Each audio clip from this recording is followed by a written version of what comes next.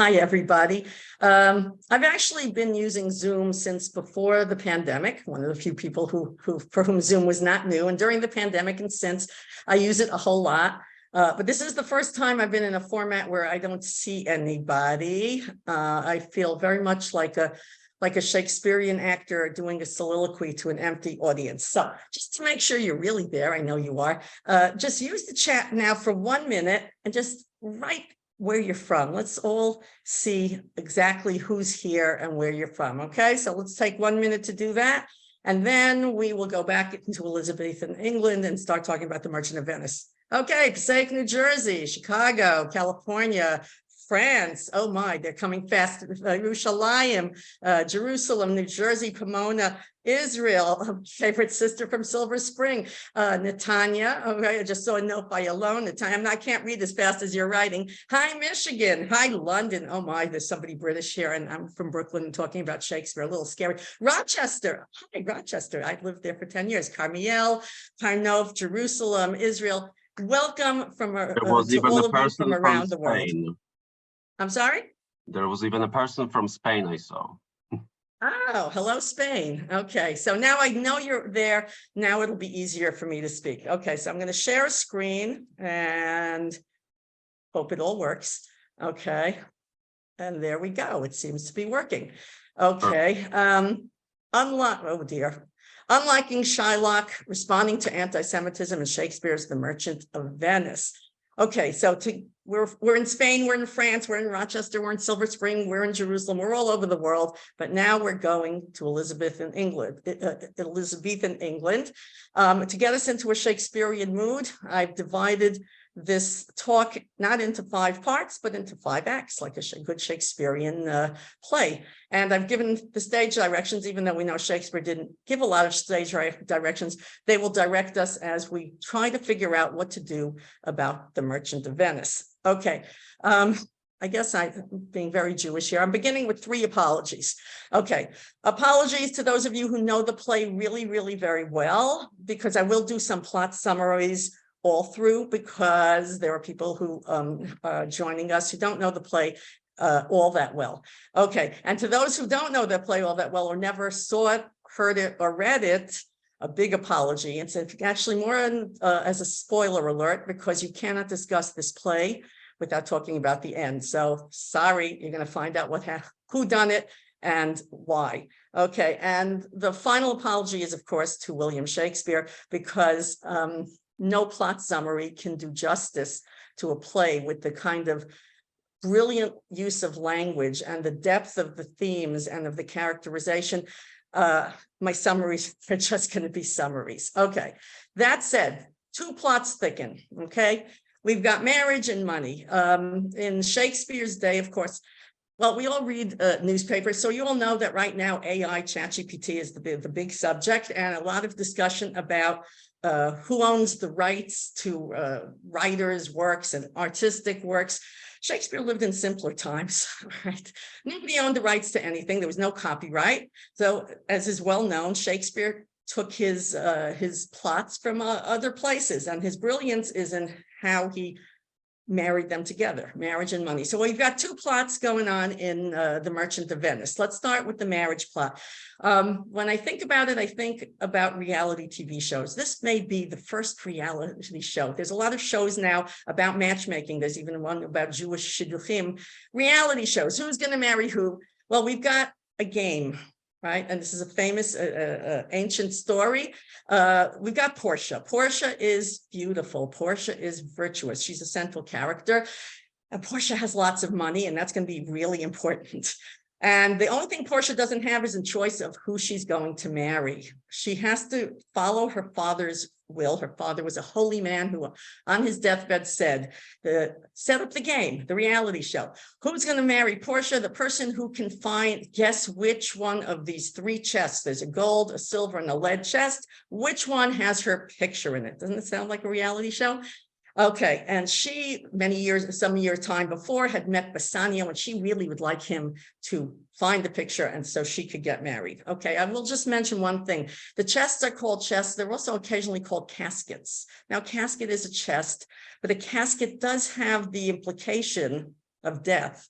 And indeed, if you stop to think about this reality show, this game, it's actually quite cruel, because the person who guesses the wrong chest swears never to marry, which is the death of their hopes, the death of continuity. But we're not going to go there. Okay, so that's the marriage plot. Portia wants to marry Bassanio. Okay, oh, I didn't mention Bassanio lives in Venice. He is handsome, of course. He has no money. In fact, he's in debt. He had money, but he squandered it all away. So he's going to need to float alone, as they say, in order to go and to get on the reality show, to woo Portia. Okay, so that's the marriage plot. Who is Portia going to marry? The money plot is also comes from an ancient, not ancient, but an older story. Bassanio goes to Antonio. Antonio is a father figure to Bassanio. That's at least one way of looking at him. And Antonio's the rich guy, and he said, I'd love to lend you the money, but I have what we would call today a cash flow problem. And there's a pun intended there, because flow suggests water. What's the problem? He has invested all his money in 3 ships. When his ship comes in, he will be rich. But meanwhile, he doesn't have money. So what do you do if you don't have money, but you do have good credits? You go to the money lender. Now, the Merchant of Venice is not called the Merchant of London or the Merchant of Bath. And that's for a very good reason. We're not going to go into too much into the historical background, but there were no Jews, or there were very few Jews in England, in London, Bath, or anywhere in England. They had been exiled a few hundred years before. In Venice, there were Jews, and in Venice, there were moneylenders. And again, we're not going into the historical part. There's a reason why many Jews were moneylenders. It had to do with the fact that so many other professions were closed to them. So Antonio goes to Shylock, the Jew, and he's always identified by his Judaism, Shylock the Jew, and borrows money. And first, Shylock, there's no love lost between Shylock and Antonio, shall we say. But Shylock generously, in what he calls a merry bond, will lend 3,000 ducats to Antonio, so Bassanio can go to woo Portia, hopefully to pick the right chest and not the casket.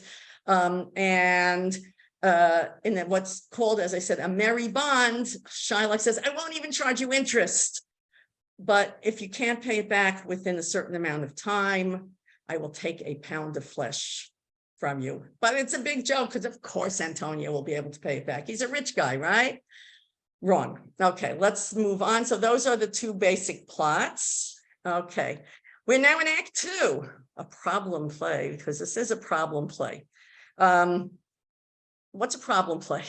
The term problem play was coined in sometime in the 19th century by a critic, and he defined a problem play as a play that is either not completely tragic or not completely comic, because we generally do divide Shakespeare's plays into tragedies, comedies, and romances and histories, but now we're talking tragedies and comedies. What is a comedy? A comedy ends with marriages, and here, spoiler, I told you, we're going to end with not 1, not 2, 3 marriages. So that's a comedy. A comedy also has a lot of witty repartee in it. It's got funny characters in it. Right? The tone is comic. Tragedy. Remember, there was an old song called That's Entertainment, and it had a great line in it about Hamlet, where a ghost and a prince meet and everyone ends in mincemeat. Okay, a tragedy, pretty much everybody dies. There's always one person left to say the last lines, but there's a lot of death. A comedy does not have death. Okay, so by this definition, we have a comedy, and look what in 1741 by His Majesty's Company of Comedians at the Theatre Royal in Drury Lane, et cetera, will be presented a comedy called The Merchant of Venice. Okay, so what's the problem? Okay, the problem is, let's go back to the title page of the first quarto edition for The Merchant of Venice, 1600.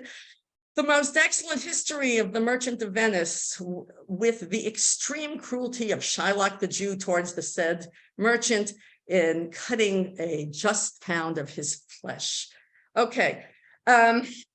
In some ways, incidentally, Boas did not put The Merchant of Venice on his list of problem plays. As far as he was concerned, it would seem it was a comedy. It met all the criteria for comedy. More recently, it's considered a problem play, partly because it, depending on how you're going to play Shylock and the whole Jewish question, which we're going to now go into, you could see in it tragic elements. But more because it is a problem whether we should be reading, performing, filming, and studying a play that has anti-Semitic tropes in it, something else that we're about to go into. Okay, so let's move along into the problem play. Okay, the problem play, I'm going to hold off on that slide for one more minute. There's another problem in the play, and that there is an internal inconsistency, which makes it much more fascinating, actually, okay? In Act 4 of the play, we have the famous courtroom scene, and we're going to talk about that in a little bit. But there's a lot of stuff about courts and courtrooms. And to decide whether this play has anti-Semitism or not, we're going to first open up with the attorney for the defense, so to speak, and then we're going to go into the prosecution, even though, as far as I know, in most courts, it goes the opposite way. But the prosecution, to be honest, has a much stronger case. So here, in defense of the problem play, that play that has the cruelty of Shylock the Jew, we have the most famous lines in the play, among the most famous lines in Shakespeare, all of Shakespeare's plays, the lines that define Shylock as human. Okay, with apologies to Shakespearean actors, I'm going to read this quickly with my Brooklyn accent. Hath not a Jew hands, organs, dimensions, senses, affections, passions, fed with the same food, hurt with the same weapons, subject to the same diseases, healed by the same means, warmed and cooled by the same winter and summer, as a Christian is? If you prick us, do we not bleed? If you tickle us, do we not laugh? If you poison us, do we not die? And if you wrong us, shall we not revenge? If we are like you in the rest, we will resemble you in that. Okay, why are these lines so famous that British school children have memorized it for generations? And in fact, my kids who went to school in Jerusalem, they had a British teacher and they memorized it as well. Okay, it's famous because it is something brand new. Jew hatred has been around as long as anyone remembers, certainly in England in medieval times and in the Renaissance. There are lots of texts and lots of plays that show the Jews as inhuman. We're going to go more into that in the next slide. This shows a side of Shylock that is human, and it really is something very new and different, a different view of a Jew. This brings up the question that a few people have asked me already, said, was Shakespeare anti-Semitic? My answer to that is, I don't have the faintest idea. Nobody does. Look, let's face it. Even though I'm sort of conventional in my belief that I think there was a guy named William Shakespeare. He was an actor, a playwright, a poet, and he owned the Globe Theater, and he was one person. There are a lot of theories asking who really wrote Shakespeare. They're the big Conians. There's a new theory that just came out on the NLI blog, which, to be honest, was beautifully written, but I found very unconvincing, that it was written by a committee. I find it unconvincing because we all know how badly committees can write things, but that there were a few women who wrote it. There's all sorts of theories. So if we don't even know for sure who wrote, if Shakespeare wrote Shakespeare, how can we know what he was thinking, what he was feeling? But what we can do is look at the play, and the human Shylock is there as part of the play, without a doubt. And if you want to defend the play against the charges of anti-Semitism, you start and end with these lines. Okay, the defense rests. Let's go to the prosecution. For the prosecution, we have to define anti-Semitism. Now, let's start by saying anti-Semitism is the wrong term to use. It's anachronistic because the term was first coined by a Jew, incidentally, in the 1860s, way after the play was written, way after Shakespeare's time. The idea that we don't quite know how to define anti-Semitism, that's all over the place also. There's the IHRA definition. Joe Biden, President Biden, just came out with a whole manifesto that uses IHRA, but uses others. It's controversial, and I am not going there. I'm not talking about today's political question of how you define. Okay, so I just mentioned that there were different ways of defining Jew hatred, anti-Semitism. I'm going with Natan Sharansky's 3 Ds, which is not used very much anymore. But first of all, Natan Sharansky, he lived anti-Semitism in a way Please God, we never should. But also it works extremely well in understanding what the problem of this problem play is. Let's go. It's demonization, delegitimization, and double standards. Okay, demonization, that's my kids call cinchy. That's a cinch. What you're seeing in front of you is a book called The Devil and the Jews from the 1960s, but still in print, and it's probably one of the best texts that describes how Jews were seen in medieval times as devils or as having made deals with the devil, right? And you see from the picture, he talks about in texts and plays and in art, and you've got these devil horns in works of art. The Jews were associated with the devil. Okay, I gave you one quote here where Antonio says this about Shylock. Mark you, Bassanio, the devil can cite scripture for his purpose. There are at least 12 mentions of devils or demons associated with Shylock, either talking about Shylock or said right before or after Shylock comes on stage. There is no question there is demonization in the most literal sense of the word in this play. That's 1 out of 3 for Jew hatred. Delegitimization. This was, I think, this deserves a webinar for itself, but I'm going to go through it very quickly. Okay, I hope not the case today, but the case in medieval and Elizabethan England and all over the world for Christianity versus Judaism. Christianity, the Christians, their claim was that they were the religion of mercy, grace, and forgiveness, and the spirit of the law, and that it's called replacement theology. They took over for Judaism, which is only the letter of the law and not the spirit of mercy, grace, and forgiveness. And I can pick a dozen quotes to illustrate this, especially in the court scene, okay? The Duke who's in charge of the court, how shalt thou hope for mercy, rendering none? Portia. Oh, I didn't mention this. Okay, for those of you who don't know the play, just very quickly, this Mazal Tov, Bassanio gets the right casket and he marries Portia, and Gratiano, Bassanio's sidekick, marries Portia's maid. Okay, so we've got 2 weddings to celebrate, and then there's another wedding. Shylock has a daughter whose name is Jessica. Jessica runs off with the Christian Lorenzo with the help of Bassanio, Gratiano, and the backing of Antonio. Okay. Shylock is devastated.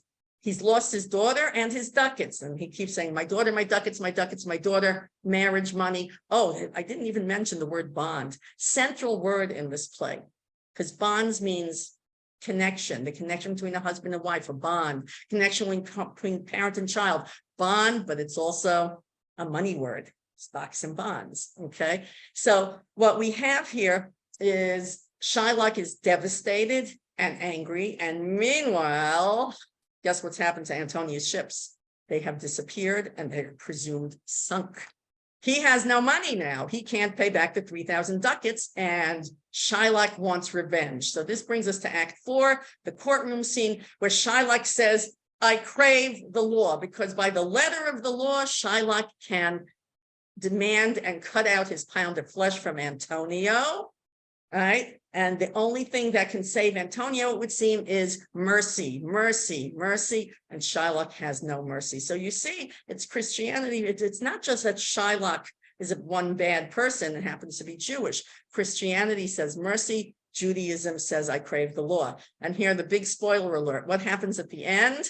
Okay, Portia and Nerissa, Bassanio and Gratiano race back to Venice to see if they can help poor Antonio. Portia gives them tons of money to buy off Shylock, who will not be bought. And Portia and Nerissa pretend to go to a convent to pray, but instead they dress up as men and they go to Venice. They pretend to be lawyers. And guess what? Spoiler alert again, Portia gets them off. How does she save Antonio? By sticking to the letter of the law. Shakespeare, Shylock keeps saying, I want the law, I want the law. And she says, okay, you want the law, I'll give you the law. And the law says, you can have a pound of flesh, but you cannot take any blood. You can have a pound of flesh, but if it's just that much more or less than a pound, and in the end, Shylock is not just defeated in court, doesn't just lose his pound of flesh, doesn't just lose the 3,000 ducats because they say he can't have that. He loses all his money and he could be executed, but by the mercy of the Duke, he is allowed to live. His daughter who ran off with the Christian is going to get half his money when he dies, and Shylock is forced to convert. The end. Okay, but going back to the whole idea, is there anti-Semitism in the play? So far, 2 out of 3 say yes, demonization and delegitimization. Christianity is legitimized and Judaism is delegitimized. Just quickly, the double standards. This one interests me a lot because this one is not so much an indictment, and I'm using a law word there, is not so much an indictment of the Jews as it is of the Christians. And again, I think we could do a whole webinar on this subject, going into the text much more detail. One way of reading the play is, one question you can ask is like, well, what is the problem? Why is Shakespeare talking about the Jews? There were no Jews in the audience. And the answer might be that there were a lot of texts that talked about the Jews. They were the other and they legitimized Christianity. And so he's just talking about the Jews.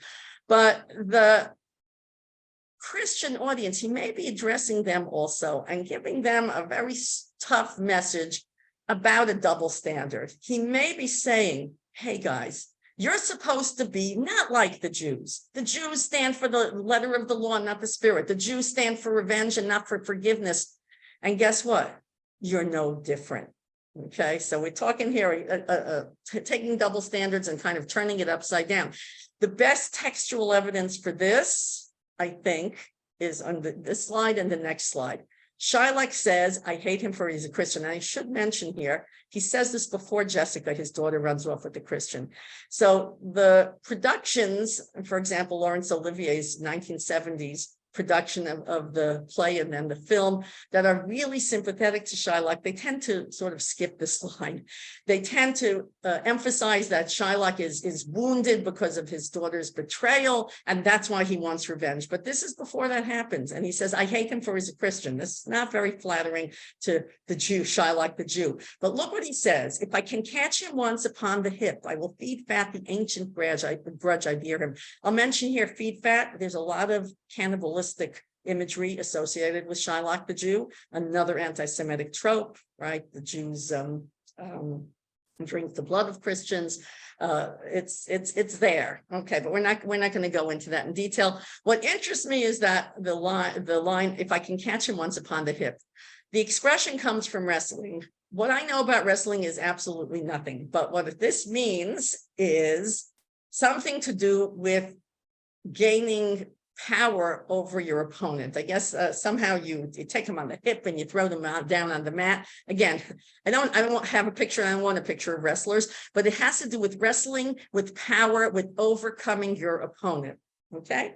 So Shylock basically says at the beginning, if I can get power over Antonio, I will feed fat the ancient grudge I bear him. Okay.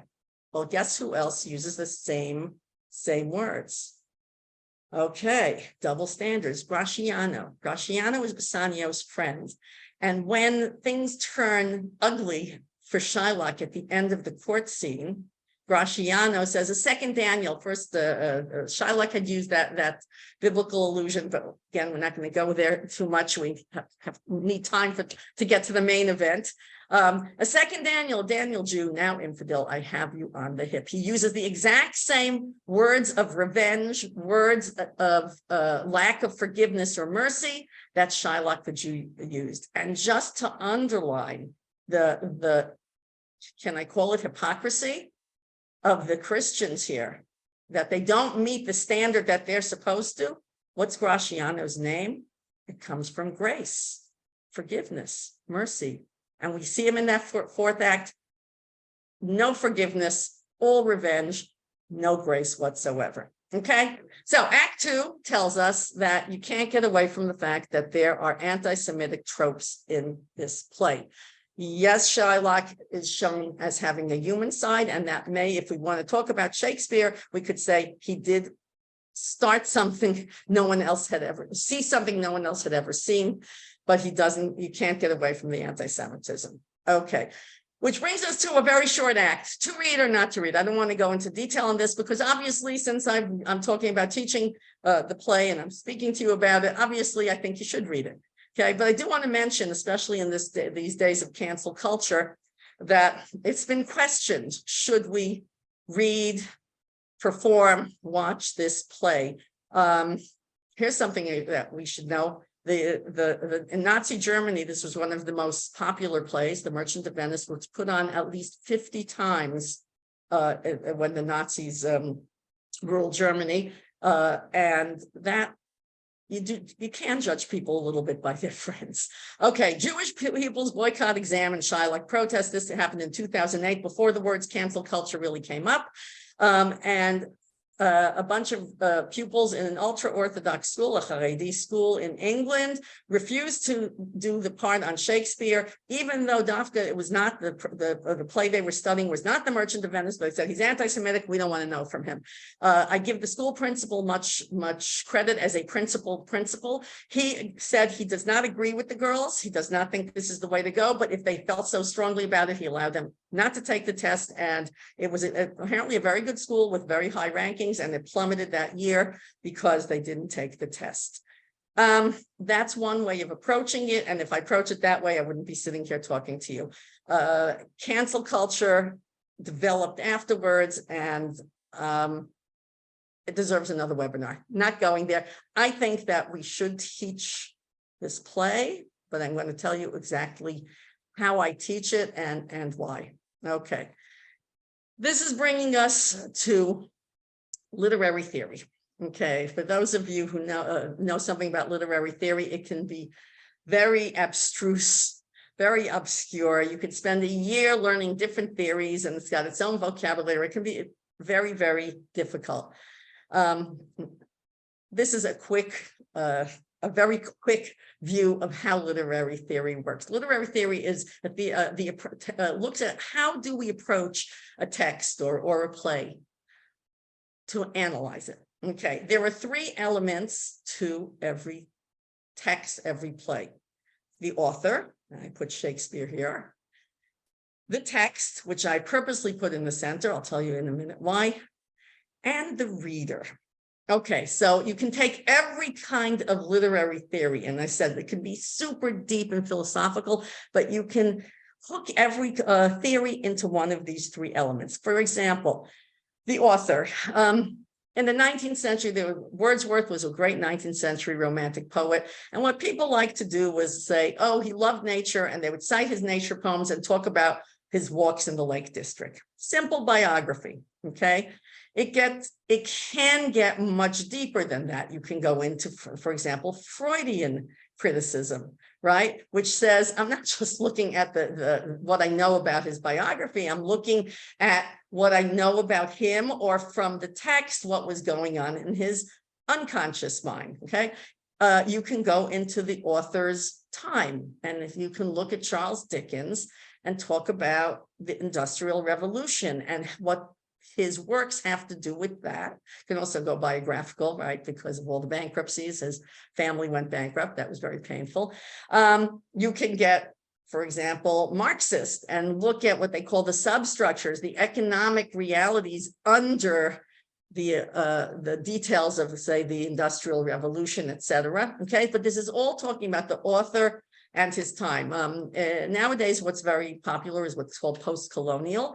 It also looks at works in terms of the era of colonization. And there, Shakespeare's got one that's often looked at post-colonially, if there was such a word, The Tempest, right? The Tempest, I'm just going off on a tangent for one moment here. The Tempest, which is about Caliban, who is the indigenous person on the island, and then come the Europeans. So you could see where the whole colonial thing can be discussed. So that's one approach to the text via the author. Again, we're not going there in a big way because we don't know enough about it. We know something about Shakespeare, but not enough to speak about it in great detail. Okay, the text.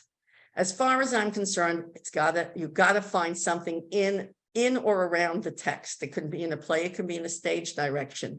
In a novel, it can be in a dedication. It doesn't have to be in what the actual narrative or story, but it's got to be there. So I can't really read The Merchant of Venice and say it's about the fear of nuclear war, God forbid, right? It's not there. It's not there in the author's time, and there's no indication in the text. Whatever I say has to have some backup in the text, as far as I'm concerned.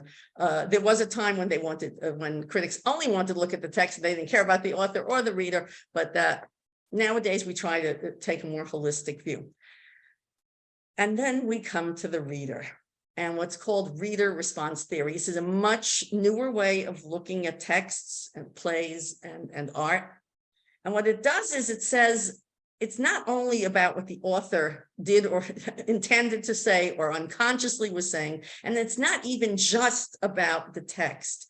We have to look at the readers themselves. Now, it can be very individual, and then it doesn't get very academic. There's a character in a Jane Austen novel who I know someone who's just like that character. And every time I read the Jane Austen novel, I think, and I get to that character, I think about that person. And when I see that person, I laugh a little bit and say, oh, she's just like that character in Emma. Personal, and it's okay. And I think we, incidentally, it's Shavua Sefer, it's book week in Israel, just I think started today, if I'm not mistaken. And we should encourage this in our students or wherever, whoever we talk to, because that is one of the ways, that things that makes reading wonderful, when you bring it into your own life. But it is individual and therefore not what we call academic. But more recently, in the last 30 or so years, a reader response theory said there are interpretive communities. That is to say, a community that shares beliefs, ideas, feelings, ideologies, and we can examine how they bring those beliefs, ideas, and ideologies to the book, and that it is valid to think about it and talk about it, study it, and teach it. And when I teach The Merchant of Venice, I teach it using a reader response theory. Okay. I usually at this point would go back and see everybody and say, you all following? I hope you're all following. Okay, can't do that, so let's go. Okay, we are now up to Act 5, an unorthodox orthodox reading. Okay, I will say from the beginning that I teach in what they call here in Israel, Dati Haredi school, college. Dati is religious, Haredi is usually translated as ultra-Orthodox. Many of my students are grandchildren or great-grandchildren even of Holocaust survivors. And every one of them in some way or the other has been touched by anti-Semitism, Jew hatred, whatever we're going to call it, through acts of terror. You can't live in Israel without meeting someone who has been touched directly or indirectly, lo aleinu, by terror. Okay, so here I am. It's not easy to teach literature anywhere these days.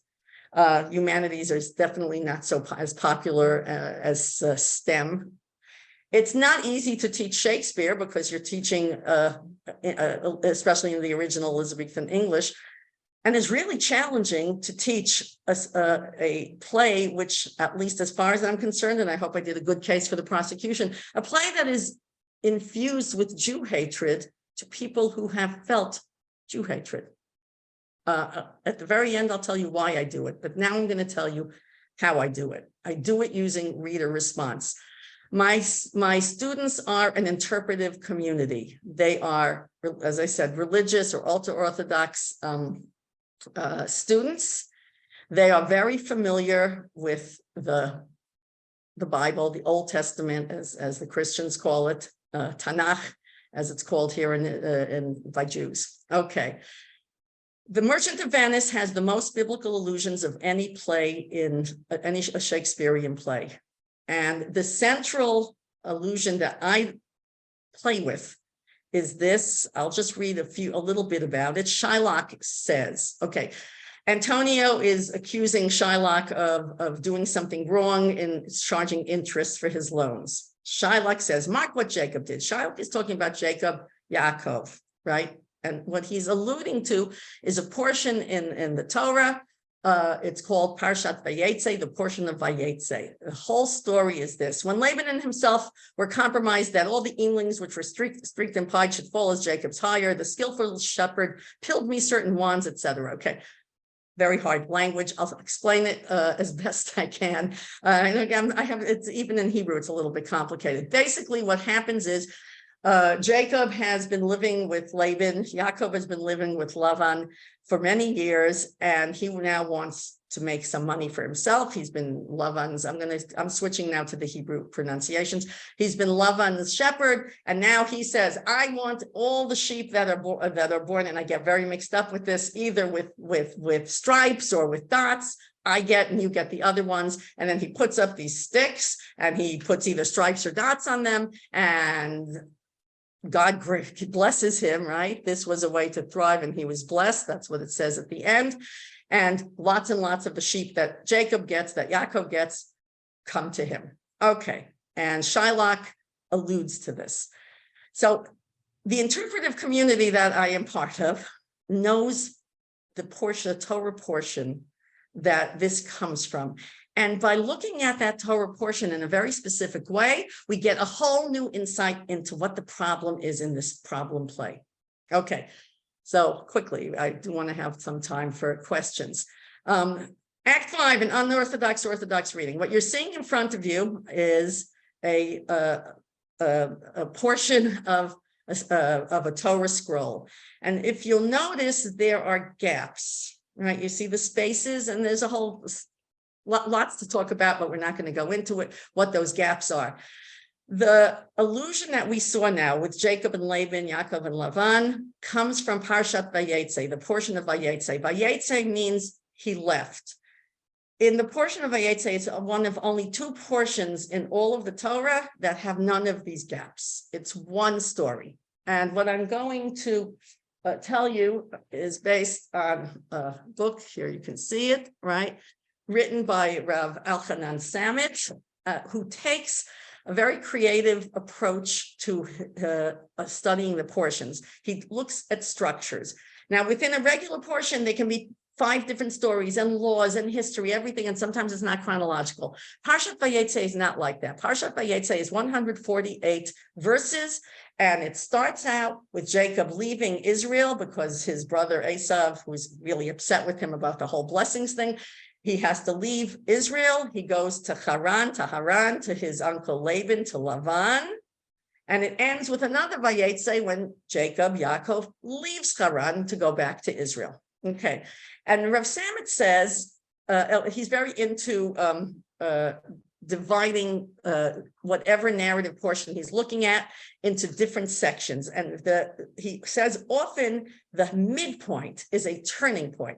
And he said, what you would expect in Parshat Vayetze, okay, is Vayetze, Yaakov, Jacob leaves Israel, that's half, and then he goes back to Israel, that's the other half. Doesn't work that way, okay? It doesn't work that way at all. The portion begins with Jacob's ladder, the famous Jacob's ladder. Jacob is leaving Israel. He goes to sleep in a place and he has a dream, and angels are going up and down the ladder. He wakes up. He says, oh my gosh, this is a holy place. And it's called Beit El, the house of God, right? And he says, I will come back. Okay. What happens at that midpoint? The midpoint of 148 verses. It's not that he leaves. Okay, let's get the chronology here. Jacob comes to his uncle Laban. He meets Rachel, Rachel. He immediately, shall I put it this way, falls for her, right? He wants to marry Rachel. Laban says, sure, just work for me for 7 years first. Okay, so he works 7 years, which we're told goes by quickly because he's got his goal, Rachel. Okay, Mazal Tov, we've got a wedding. And he's married, but he wakes up the next morning and it was not Rachel, it was Leah, right? And he's a little upset, as you could imagine. Lavan says, well, she's the older one, so work for me another 7 years and you'll get Rachel. Well, he actually gets Rachel and then works another 7 years. 14 years go by. 11 children are born. This should be the midpoint, after which, okay, he has established a family. Now it's time to go back. But he doesn't go back. Instead, maybe because he's been hanging out with Lavan, that canny businessman, he has another dream. What is he dreaming now? He dreams about sheep, and sheep in that world is money. And he tells Lavan, when will I build my house? Right? Right? What's happened to Jacob at this moment, according to Rav Samet? He's lost the spiritual vision for a material one. And Rav Samet does say, you're allowed to make money. You got 11 kids, you got to feed them. But all he's thinking about and dreaming about at this midpoint, this turning point, is money. And this is a bad thing. Happy ending. This, if we could call it a comedy, I don't know if that's the right word to use, but this portion ends happily, because what happens? All sorts of things. But finally, at the end, by Yetze, he went out. He does leave Haran. And once again, he sees a vision of angels. So we have a beautifully parallel structure here. We open with the spiritual vision of angels. We close with the spiritual vision of angels. In the middle, we have that bad decision that is changed. Look what Shylock says. For I did dream of money bags tonight. This comes after he has been associating himself with the story of Jacob and Lavan. Here's how I read the story, and I can do it to an interpretive community that accepts the Torah, that understands, that knows the Parshat Vayetze. It works for us. I read it that Shylock is not bad because he's a Jew. He's a bad Jew.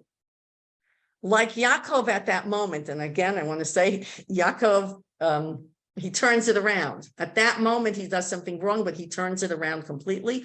Shylock doesn't turn it around. Shylock dreams of money. He has lost his spiritual vision of Judaism. Now, did Shakespeare see it this way? I can tell you one thing. He definitely did not read this, a 20th century book. It doesn't really matter. For reader response, this starts to give us an insight into why we do see this work, this problem play, as a tragedy, because the tragedy is the tragedy of Shylock. I will add one more thing about this. At the very beginning, the Christians, Antonio, Bassanio, etc., invite Shylock to go to dinner. And he says, I will buy with you, sell with you, talk with you, but I will not eat with you, drink with you, nor pray with you. Shylock at this moment is saying, I'm different from you. I'm separate from you. Shylock's problems all begin when he loses that sense of difference and goes out to dine with the Christians. I bid forth to supper, Jessica. I'll go in hate to feed upon the prodigal Christian. Again, you see that cannibalistic imagery. If I had to guess, I'd say for Shakespeare and his audience, all they're seeing here, right, is the idea of his hatred, and he's going there to feed upon them, so they'll have to spend money feeding him, right? It's a money thing, and it's a revenge thing. It's a nasty thing. But what I see here as part of the interpretive community, I see someone who is giving up his Jewish identity. He goes to dinner with them, and what happens? That's the night that Jessica leaves him, and everything is downhill for him from there. So what I'm seeing here, it's an unorthodox reading, and it's an orthodox reading, but I'm seeing a way that I can teach this to my students, to have them. They understand the play from the sort of regular perspective. They understand the anti-Semitism, but they will get something more out of it. I'll mention here that there's two approaches to what another approach to literature is, that there's mirror and windows literature. Mirror literature tells us we see ourselves reflected in it. So Judy Blume's speaks to young adults as a mirror. They see themselves, for example, in her books. Windows opens a window to the world, right? And when somebody now reads a book by Dickens, it's a window into the world of the Industrial Revolution, of 19th century, whatever. Reader response allows us both, right? We're looking at a different world, but we're also putting our reflection in it as well. And that works extremely well in teaching. Okay, oops, okay. That ends 5 acts. I want to add one epilogue and then one more thing, and then we'll be open to questions. I said Shakespeare did not read Rough Salmon. I can say that with certainty. Did he have a sense that maybe Shylock, the human being, did something wrong, not just that Jews do bad things to Christians, but that he was being a bad Jew, that there was a lack of spirituality in him and a lack of he gave up something in his identity?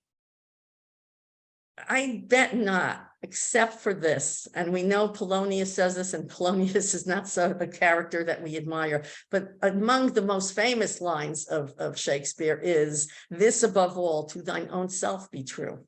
And it must follow as the night the day, thou canst not then be false to any man." Shylock is not true to his own self. And that may be the cause of his tragedy.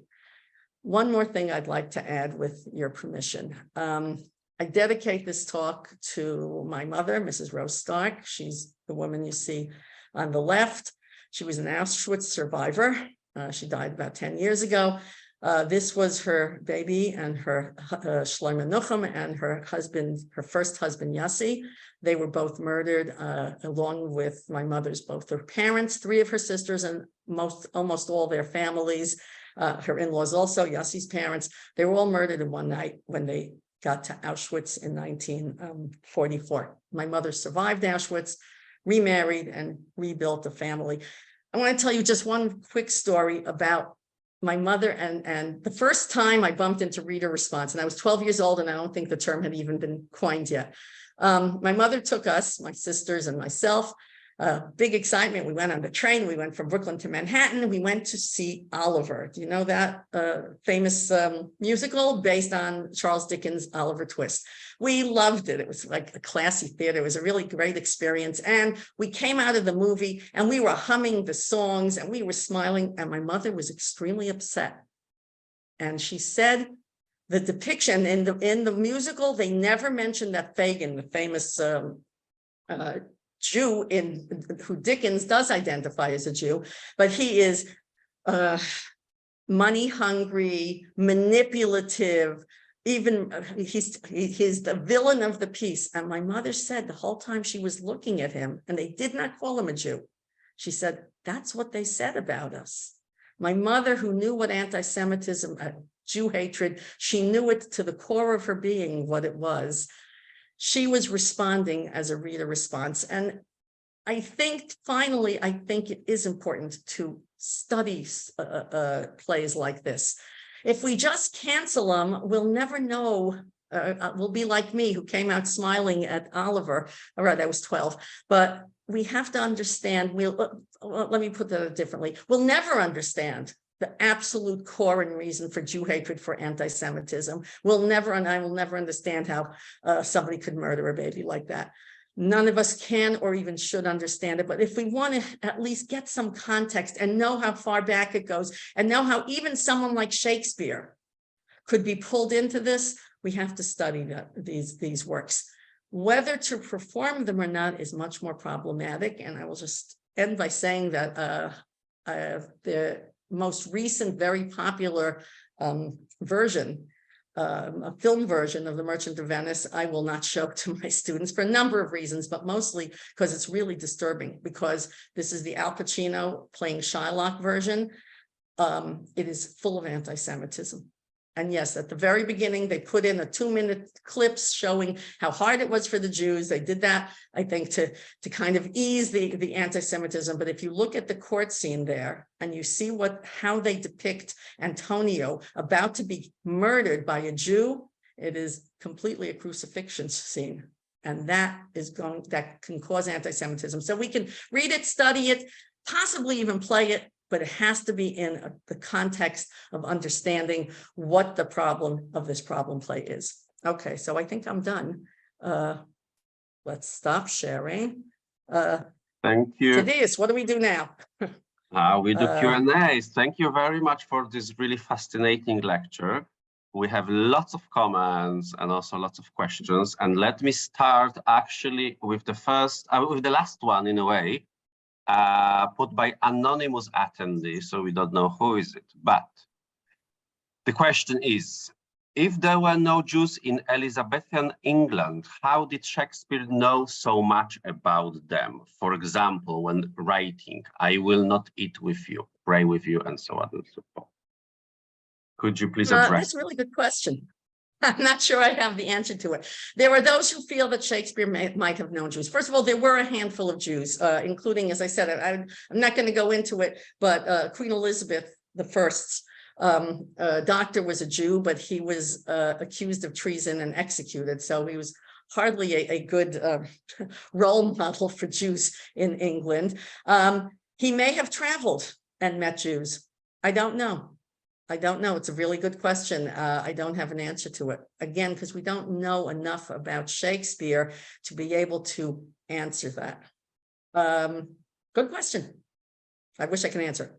Okay. Yeah, we wish. Yeah, I see. Someone guess. said, yeah, it's Italy. They do say that Shakespeare might have visited Italy. Look, we don't have his passport stamped with an Italian stamp. That's the problem. Yeah, that's the best I can do. Sure. But it's an intriguing question. Thank you.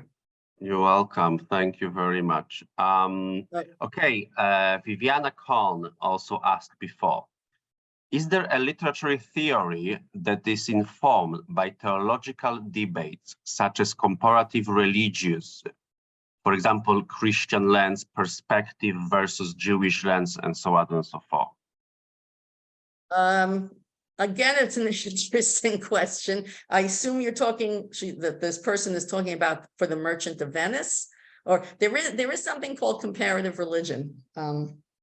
And you said this is not my specialty. Actually, okay, British people, you'll be appalled by this. My specialty is American literature. I kind of got into Shakespeare by the back door, and I got into this particular play. But comparative religion, sure, that there is, and I'm sure that they discuss the different perspectives. Yeah, there are, but that's not my area of expertise. I have a really interesting story. Can I share it really quickly? I was on the fast train to from Jerusalem to Tel Aviv. No, I'm still processing it. It happened last week. And I met a wonderful young woman. She was on the train with me. We got talking because we both were reading books in English. And she had a slight accent. And she was reading a book called Healing, Spirituality, and Religion. And she was actually, we started talking, and she is getting her doctorate in comparative religions. So I wish I'd have had the question last week. I could have asked her about it. What was really interesting for me is that we hit it off. We had great chemistry. We had a great time on the train together.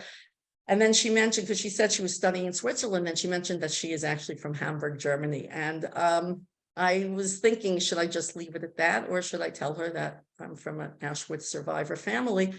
And I said, look, I don't want to disturb you in any way. She was young. She was in her late 20s, early 30s. And she basically said, I said, I think you should know my mother was an Auschwitz survivor. And the look on her face, I can't even describe it. I'm not sure Shakespeare could. She looked so upset and disturbed. And I felt bad. I said, look, my mother taught us to be very forgiving. How's that for a Shakespearean word?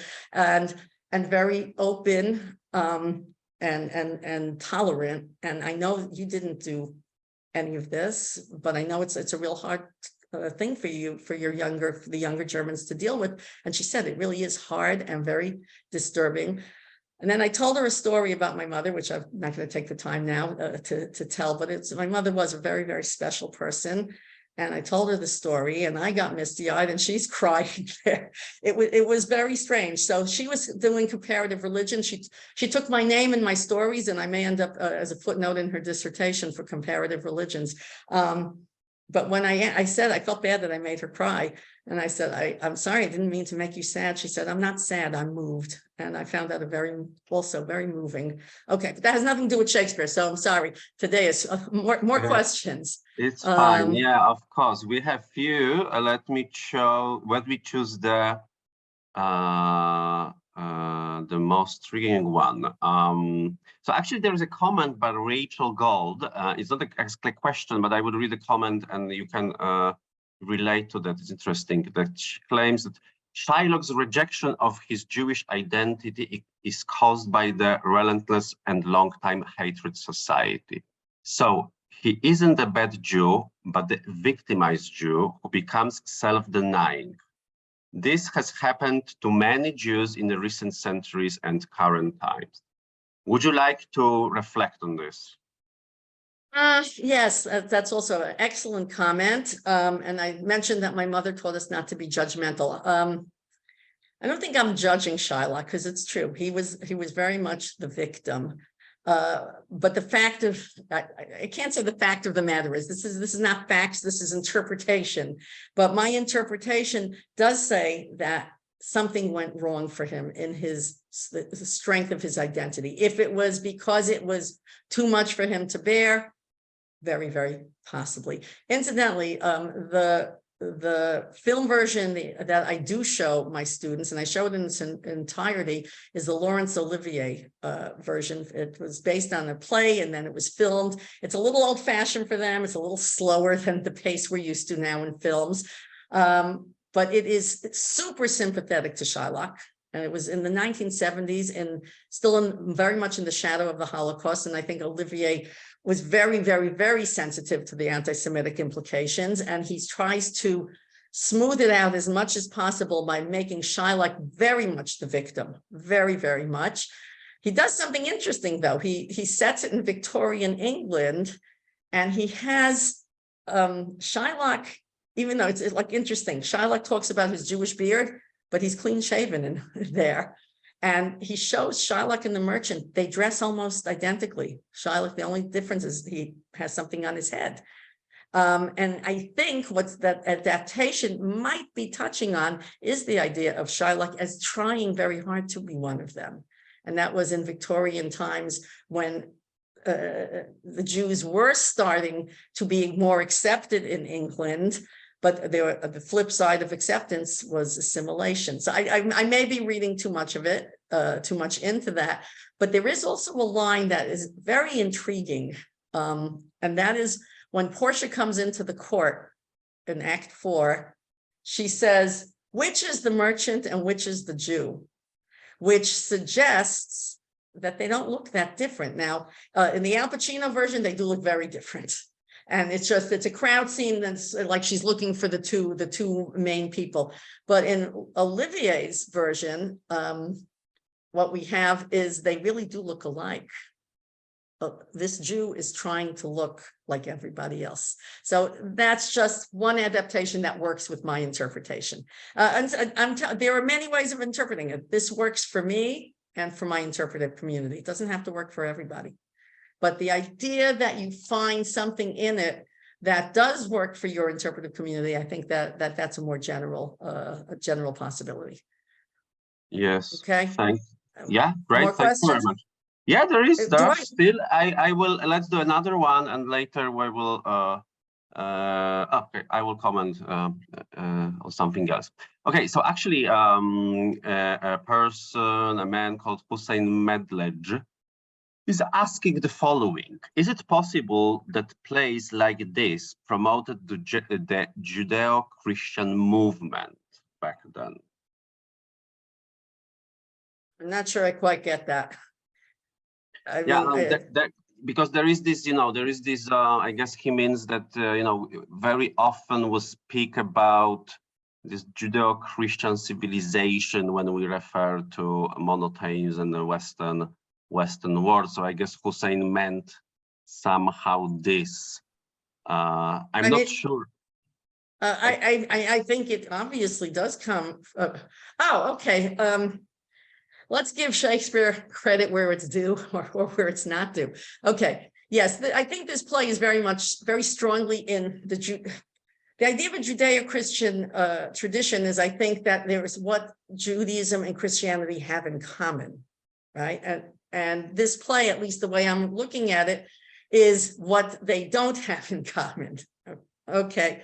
But that said, I should mention that there's a racist trope not to do with anti-Semitism, but racism on racial racism, I guess we could call it. And anti-Semitism is a really complex topic, because in Shakespeare's time, the anti-Semitism was largely religious, but then it becomes racial at some point, and that's the Nazi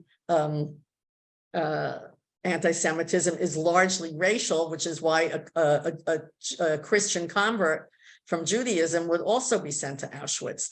But going back to Shakespeare's play, okay, we didn't talk a lot about it because there's just no time to talk about everything, but we've got the two other candidates in what I call the reality show. Two people come to see, to try for Portia's hand.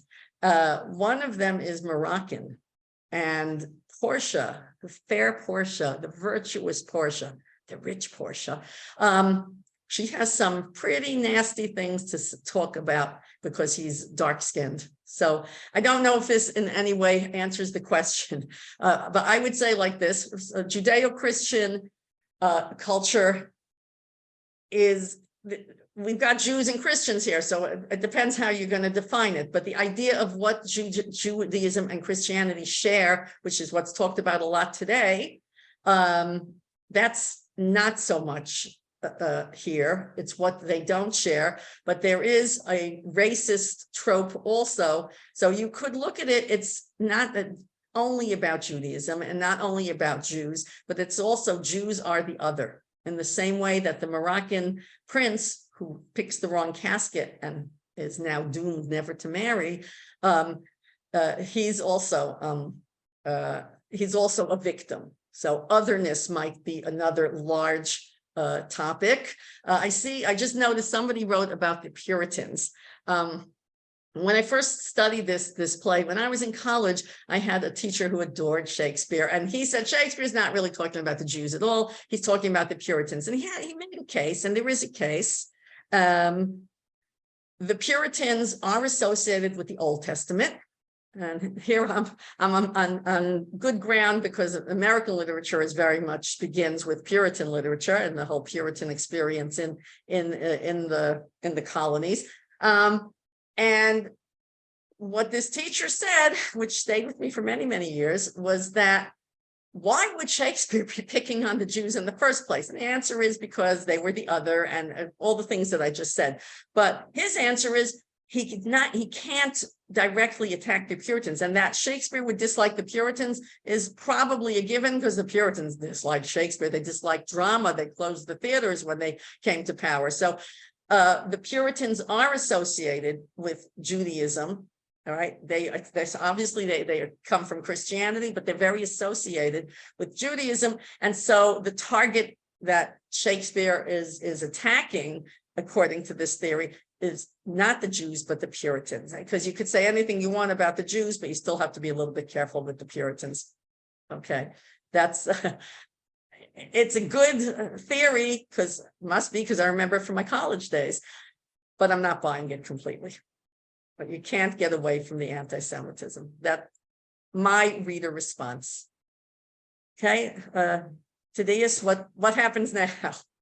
Actually, well, we already are out of our time, but let me, well, first of all, let me thank you very much. There is a lot of important, I think, comments. So I will allow myself to send you later a script, I mean, the Q&A script. So you will be able to read comments of our audience and maybe also to refer to them by writing. So, Emmy, thank you very much for joining us and for sharing your really wonderful research, and which I also know that you presented already abroad, not in England, but in Greece, in Athens at the conference. And thank you to all of you for coming and joining us this evening or afternoon, in case you are in United States or Canada, and hope to see you again.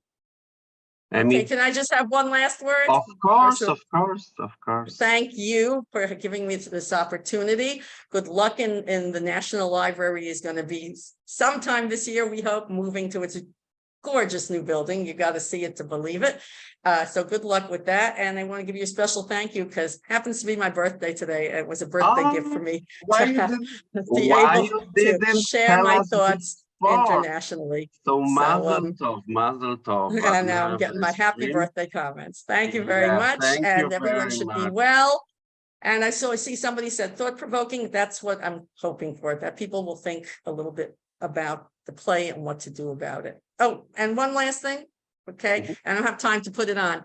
I mentioned the Laurence Olivier's production, and big spoiler alert. I'm sorry, I'm going to ruin it for anyone who hasn't watched it, but you should know this. After showing Shylock devastated, forced to convert, and when he is told that he has to convert, he goes off screen and he gives a shout from the heart. It's searing. And then when his daughter Jessica is given a letter that says, hey, everything's great, your father's converting, you're getting all your money, you know, this is a comedy, we're ending happily. All of a sudden, a chazan, a cantor, is singing the Kaddish. That is the prayer for the dead. It's shocking, but it's extremely appropriate in many ways. Okay, so I'm going to go now, and thank you again. And thank all of you for coming. Recommendation, and I hope we and our audience will watch it again. Thank you very much. Bye-bye. Happy birthday again. Thank you.